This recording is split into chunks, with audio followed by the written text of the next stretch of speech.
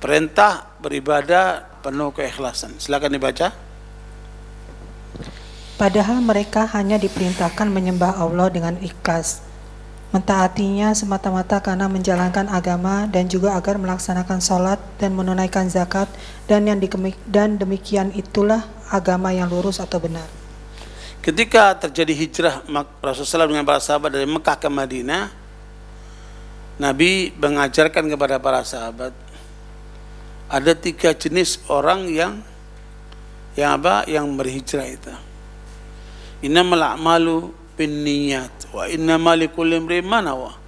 Faman kana hijratuhu ila Allah fa kana hijratuhu ila Allah wa rasulih wa man kanat hijratuhu lidunya yusibuha aw limra'atin yankihuha fa kana hijratuhu ila ma hajara ilaih. Ya. Nah, meringatkan sesungguhnya amalan seorang tergantung niatnya. Selama niatnya karena Allah dan Rasulnya, maka dia akan dapat pahala seutuhnya. Tapi barang siapa niatnya untuk cari dunia, hijrahnya untuk cari dunia atau cari perempuan untuk dikawinin, maka hijrahnya dia nggak dapat pahalanya. Dia dapat apa yang dimaksudkan saja, mungkin dapat harta atau dapat perempuan tadi itu. Ya, makanya di dalam kita beramal harus didasarkan kepada penuh keikhlasan agar amalan kita itu tidak sia-sia. Ya. Karena syirik kepada Allah atau berbuat sesuatu yang bukan karena Allah, maka bisa menggugurkan amal itu. La in asyrakta la yahbatanna 'amaluka wa la takunanna minal khasirin. Kalau kamu syirik kepada Allah, maka seluruh amalmu batal dan kamu akan menjadi orang yang merugi. Ya, makanya orang yang tidak ikhlas jangan berharap untuk dapat pahala.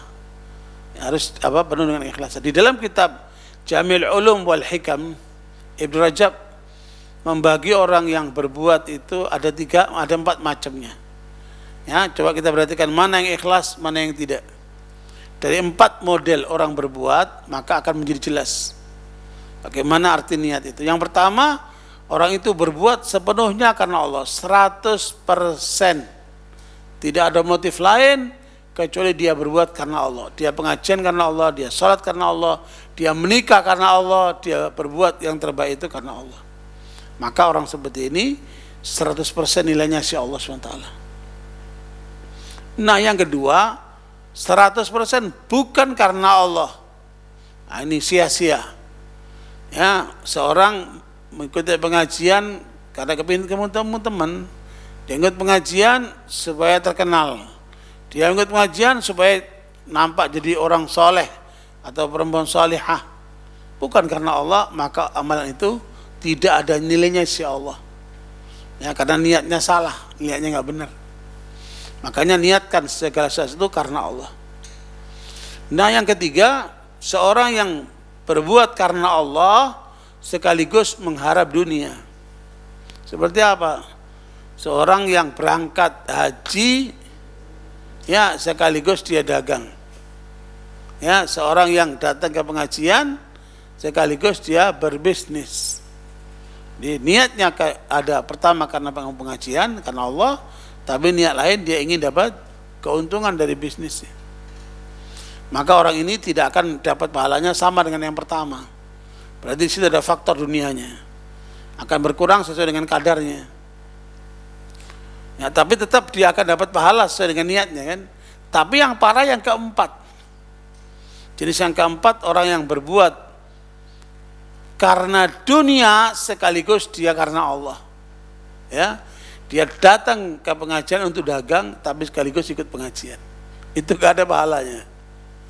Dia berangkat umroh untuk berbisnis ya, ke Mekah sekaligus dia umroh. Ini gak ada pahalanya karena misi utamanya adalah duniawi bukan karena Allah. Nah, jangan sampai kita terjerumus untuk mengikuti pola yang yang seperti ini. Ya. Makanya hati-hati terhadap segala niat yang bukan karena Allah. Jadi ada berapa? Ada 4 ya, bentuk daripada keikhlasan seseorang. Yang pertama 100% karena Allah, maka beruntunglah dia. Yang kedua 100% bukan karena Allah, maka rugilah dia. Yang ketiga, karena Allah sekaligus karena dapat dunia, maka dia dapat pahalanya sesuai dengan kadar niatnya itu. Ya. Adapun yang keempat, dia berbuat karena dunia sekaligus mencari ridha Allah. Itu enggak ada pahalanya. Karena niat awalnya sudah salah, ya. Nah, barakallahu itulah Bapak sekalian terkait dengan benteng yang kedua yang harus kita kawal, dan itu ada pada diri kita masing-masing. Jadi yang tahu tentang kita ya diri kita lah. Makanya innamal a'malu binniyat, jaga niat itu karena itulah penentu amalan seseorang. Ya, makanya ilmu tentang niat seperti innamal a'malu binniyat itu kata para ulama dia menempati sepertiga ilmu agama. Ya, orang yang paham tentang ikhlas itu berarti dia memahami sepertiga ilmu agama. Ya, makanya berjilid-jilid para ulama menulis tentang niat ini supaya orang tidak salah niat sehingga nanti menggugurkan amal salehnya kan. Barakallahu ibu sekalian, jadi itu hal yang perlu diingatkan ya terkait dengan apa tadi? Keutuhan orang dalam berbuat supaya apa? Ikhlas karena Allah.